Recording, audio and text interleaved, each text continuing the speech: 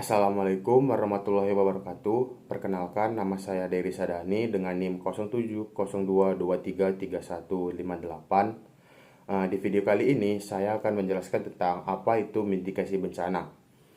Eh, Video ini dibuat untuk memenuhi tugas mata kuliah mitigasi bencana dengan dosen pengampu Bapak J. Prayoga MKom. Nah, langsung saja masuk ke videonya. Yang pertama, apa sih itu mitigasi bencana?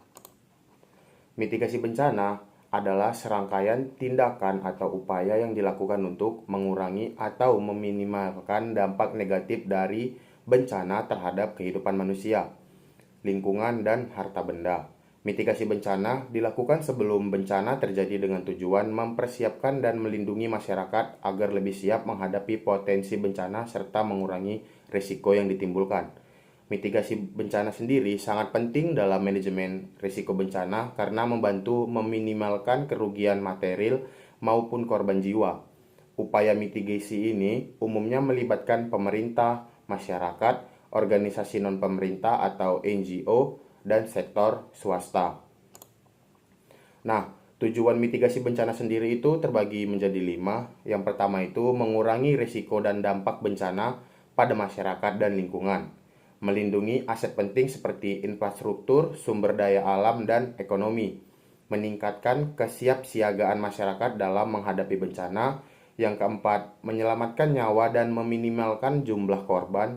Yang kelima, mempercepat pemulihan pasca bencana. Selanjutnya ada langkah-langkah mitigasi bencana. Yang pertama itu identifikasi risiko bencana. Mengidentifikasi jenis dan lokasi bencana yang mungkin terjadi di suatu wilayah seperti gempa bumi, banjir, gunung meletus, atau longsor. Yang kedua, analisis risiko. Menganalisis potensi dampak bencana pada lingkungan, manusia, dan ekonomi. Yang ketiga ada perencanaan mitigasi. Membuat strategi mitigasi yang efektif, termasuk rencana aksi untuk mengurangi risiko. Yang keempat ada implementasi program mitigasi, melaksanakan program atau proyek mitigasi seperti pembangunan infrastruktur, pelatihan, dan edukasi. Yang kelima ada monitoring dan evaluasi, memantau efektivitas program mitigasi yang telah dilakukan dan mengevaluasinya untuk perbaikan di masa depan. Nah, berikut adalah contoh mitigasi bencana. Yang pertama itu ada gempa bumi. Contoh mitigasi bencananya itu dengan membangun rumah dengan teknologi tahan gempa, menghindari pembangunan di tanah rawan patahan atau yang biasa kita bisa bilang bukit-bukit seperti itu. Yang kedua itu ada banjir, membangun tanggul dan normalisasi sungai, menanam pohon di hulu sungai untuk mencegah erosi. Juga ada beberapa tambahan seperti tidak membuang sampah di sungai agar tidak meluap. Yang keempat ada gunung meletus, membuat peta zona bahaya letusan gunung api, menyiapkan jalur evakuasi dan tempat pengungsian. Yang keempat ada tsunami, pemasangan sistem peringatan dini tsunami, pembangunan bangunan anti tsunami di daerah pantai.